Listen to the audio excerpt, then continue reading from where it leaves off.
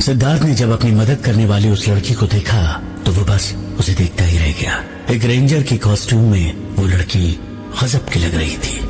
वो जितनी ज्यादा खूबसूरत थी उसमें उतनी ही गजब की फूर्ती थी। वो उतनी ही स्मार्ट थी। उसके पास एक टूल बैग था। उसने सिद्धार्थ को बचाया और उससे कहा, उस पेड़ का ध्यान अपनी तरफ ही बनाए रखना, मैं कुछ करती हूँ। मैं तुमसे मुकाबला करने के लिए तैयार हूँ। तुम जो भी हो अब मेरा सामना करने के लिए तैयार हो जाओ, सिद्धार्थ ने उस पेड़ से कहा। और तभी उस लड़की ने टूल बैग से एक बोतल निकाली और उसमें से पेट्रोल उस पेड़ की जड़ पर छिड़क दिया। इसके बाद उसने बिना देर किए माचिस निकालकर उस पेड़ में आग लगा दी। पेट्रोल की वजह से आग तेजी से बढ़ने लगी और कुछ ही देर बाद वो पेड़ जलकर धीरे धीरे राख होने लगा। इस तरह से उस पेड़ से सिद्धार्थ की जान बच गई। क्या मैं इस पेड़ से मेरी जान बचाने वाली इस बहादुर और खूबसूरत लड़की का नाम जान सकता हूँ? सिद्धार्थ ने उस लड़की से पूछा। मैं हैरान हूँ कि अब तक तुमने मुझे नहीं पहचाना। मैं तुम्हारी बचपन की दोस्त गौरी, उस लड़की ने कहा। सिद्धार्थ गौरी को देखकर बिल्कुल चौंक गया था। बचपन की दोस्त अब जवान हो चुकी थी। सिद्धार्थ इस बात को नहीं जानता था कि उनके मैनेजर मिस्टर बजाज की बेटी उसके बचपन की फ्रेंड गौरी ही है। जब गौरी को पता चला कि उसके डैडी का एक्सीडेंट हो गया है तो उससे रहा नहीं गया। उसने अपने डैडी के लिए जरूरी मेडिसिन खरीदी और उसने वीरानगढ़ जाने का मन बना लिया। गौरी पहले ही अपने कॉलेज के रिसर्च वर्क के लिए राजस्थान के पुराने महलों के प्रोजेक्ट पर वर्क कर रही थी। इन दिनों वो जयपुर में ही थी। जब उसे पता चला कि वीरानगढ़ का रास्ता बंद है तो उसने बिना देर किए एक बाइक हायर की और वीरानगढ़ की तरफ निकल गई। क्योंकि गौरी एक आर्कियोलॉजी स्टूडेंट थी, उसके लिए वीरानगढ़ की लोकेशन का पता लगाना बड़ी बात नहीं थी। वीरानगढ़ पहुंचने के बाद जब उसे पता चला कि सिद्धार्थ उसे भूता हवेली में उसके पेरेंट्स की खोज में गया हुआ था तो उससे रहा नहीं गया और वो भी वहां चली आई। सिद्धार्थ गौरी से 15 साल बाद मिल रहा था। उसे तो यकीन ही नहीं हो रहा था कि गौरी अभी भी उसके सामने थी। उस डरावनी हवेली में इतनी खूबसूरत लड़की का मिल जाना ये एक खूबसूरत इत्तेफाक ही कहा जा सकता था। सिद्धार्थ को गौरी बहुत पसंद आई। उससे मिलने के बाद वो खुद को उसकी तरफ अट्रैक्ट होने से नहीं रोक पाया। लेकिन एक बात जिसने सिद्धार्थ को बहुत हैरान कर दिया था वो थी कि गौरी को उस पेड़ के बारे में कैसे पता चला और वो उसे बचाने के लिए यहाँ कैसे आ गई। जब उसने गौरी से इस बारे में पूछा तो गौरी ने उसे बताया कि उसने दरवाजे पर संस्कृत में लिखा हुआ सेंटेंस पढ़ लिया था।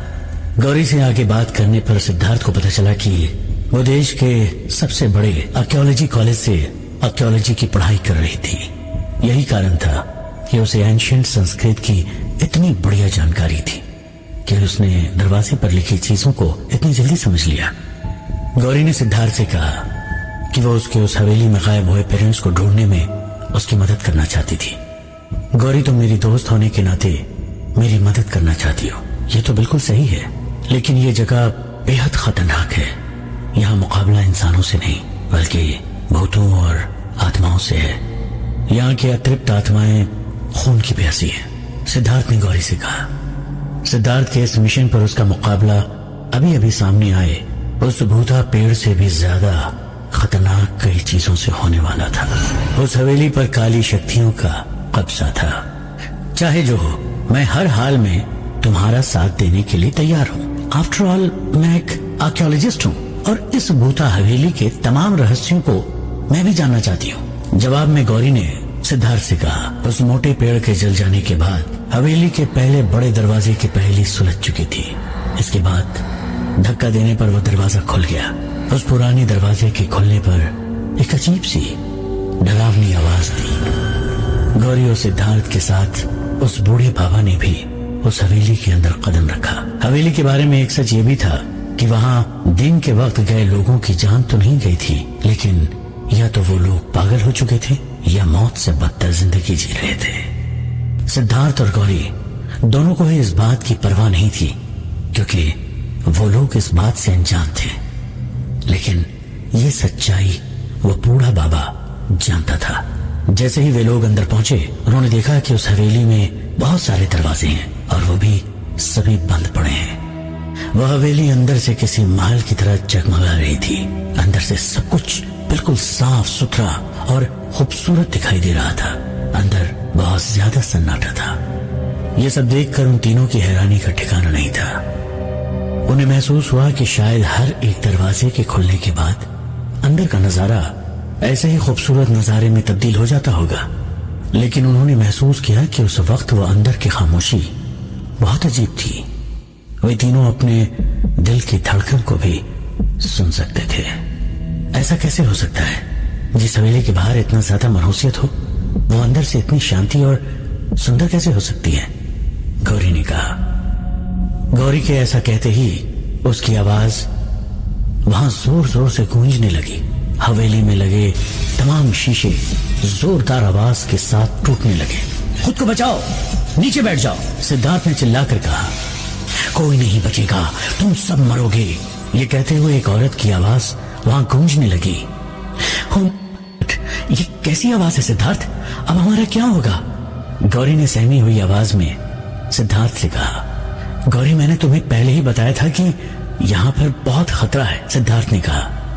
डरो मत, हमारे डरने से इन काली ताकतों को बढ़ावा मिलता है, उस बूढ़े बाबा ने कहा। इसके बाद वहां पर जोर जोर से किसी औरत की हंसने की आवाजें सुनाई देने लगी। तभी उस बूढ़े बाबा ने उसके कुर्ते में से कुछ सरसों के दाने निकालकर कुछ मंत्र पढ़ने के बाद उन्हें वहां आसपास फेंक दिया। उनके ऐसा करते ही सब कुछ दोबारा वापस शांत हो गया। इसके बाद उनकी नजर ठीक सामने वाले दरवाजे पर पड़ी। उस दरवाजे पर हल्दी कुमकुम के बने पंजों के निशान दिखाई दे रहे थे। पहले ही की तरह इस दरवाजे पर भी कुछ लिखा हुआ था, जो कि अभी साफ नहीं दिख रहा था। वे लोग उस दरवाजे की तरफ बढ़ने लगे। दरवाजे के पास पहुंचने के बाद गौरी ने अपने टूल बैग में से एक ब्रश और एक लिक्विड निकाला। उस लिक्विड को छिड़कने के बाद उसने उस ब्रश से दरवाजे को साफ करना शुरू किया। गौरी के उस दरवाजे को छूते ही वो दरवाजा जोर जोर से हिलने लगा। ऐसा लगने लगा जैसे उस दरवाजे को पीछे से कोई जोर जोर से ठोक रहा हो। उसके पीछे से एक दर्द भरी चीख सुनाई दी और दरवाजे के पीछे से खून निकलता हुआ दिखाई देने लगा। इसे देखकर उन तीनों ने डरकर अपने कदम पीछे हटा लिए। इसके बाद जब वहां कुछ देर कुछ भी नहीं हुआ तो हिम्मत करके वो तीनों दोबारा आगे बढ़े। गौरी ने जब उस दरवाजे को साफ किया तो उन्हें वहां दोबारा संस्कृत भाषा में लिखे हुए कुछ शब्द दिखाई दिए। वहां पर लिखे उस सेंटेंस को उसने सिद्धार्थ और बूढ़े बाबा को समझाना शुरू किया।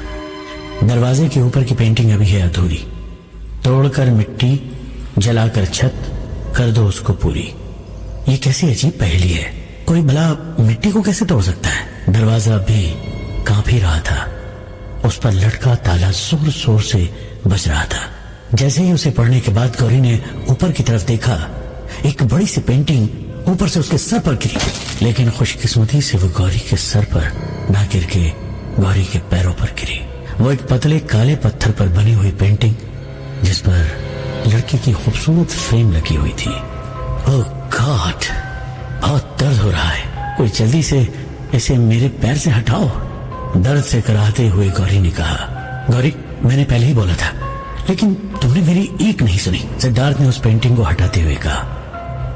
हालांकि गौरी को दाहिने पैर के अंगूठे पर थोड़ी चोट आई थी, लेकिन अचानक हुए इस हादसे से गौरी को घबराहट और दर्द की वजह से चक्कर आने लगा और वो धड़ाम से नीचे गिर गई। सिद्धार्थ और बूढ़ा बाबा दोनों भी घबरा गए। सिद्धार्थ ने गौरी को सहारा दिया तो गौरी ने उसे बताया कि उन्हें आगे क्या करना है।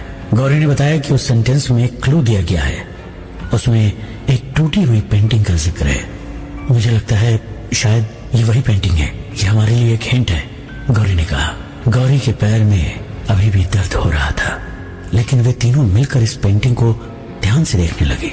गौरी, तुम्हारी बात सही है, लगता है यही वो पेंटिंग है जिसका कोना टूटा हुआ है, मतलब वो अधूरी ही है और काले पत्थर से बनी है, सिद्धार्थ ने कहा। लेकिन उस पहेली में लिखी बाकी बातें बहुत अजीब है, क्या तुम्हें कुछ समझ आ रहा है? तोड़कर मिट्टी, जलाकर छत, कर दो उसको पूरी, आखिर कोई छत को कैसे जला सकता है और मिट्टी को कैसे तोड़ा जा सकता है? सिद्धार्थ ने गौरी से पूछा। सिद्धार्थ, मुझे लगता है कि हमें सबसे पहले इस पेंटिंग में दिखाई दे रही जगह को तलाश करना होगा। शायद वही हमें कोई क्लू मिल जाए। उस पेंटिंग में एक पहाड़ था और उसके नीचे फैला हुआ सूखी घास का मैदान। जब उन लोगों ने उस पेंटिंग के बारे में सच का पता लगाया और वे उसे गौर से देख ही रहे थे, तभी उस पेंटिंग में से एकदम से बहुत सारे चमगादड़ बाहर आने लगे। वो चमगादड़ उन तीनों लोगों पर अपने पंजे और चोंच से हमला करने लगे। गौरी, अपने आप को बचाओ, सिद्धार्थ ने कहा। बूढ़े बाबा ने कहा, अरे जल्दी यहाँ से भागो, नहीं तो ये चमगादड़ हमें नोच खाएंगे। जल्दी से दीवार पर लगी वो मशाल उठाओ और उनमें आग लगाओ। ये रोशनी बर्दाश्त नहीं कर पाते और आग से हम इनका मुकाबला भी कर सकते हैं, बूढ़े बाबा ने कहा। इससे पहले कि सिद्धार्थ वहां रखी मशालों को जला पाता, वे चमगादड़ मेन डोर के सामने इकट्ठा होने लगे। वहीं हॉल में एक बहुत बड़ा घंटा टंगा हुआ था जिसकी रस्सी नीचे लटक रही थी। सिद्धार्थ को लगा कि शायद इससे काम बन जाए और बिना देर किए वो उस घंटे को जोर जोर से बजाने लगा। घंटे के जोर से बजते ही सारे चमगादड़ हवेली के ऊपर की खिड़की से न जाने कहां गायब हो गए। बाबा, क्या आप इस पहाड़ के बारे में कुछ जानते हो? सिद्धार्थ ने पूछा।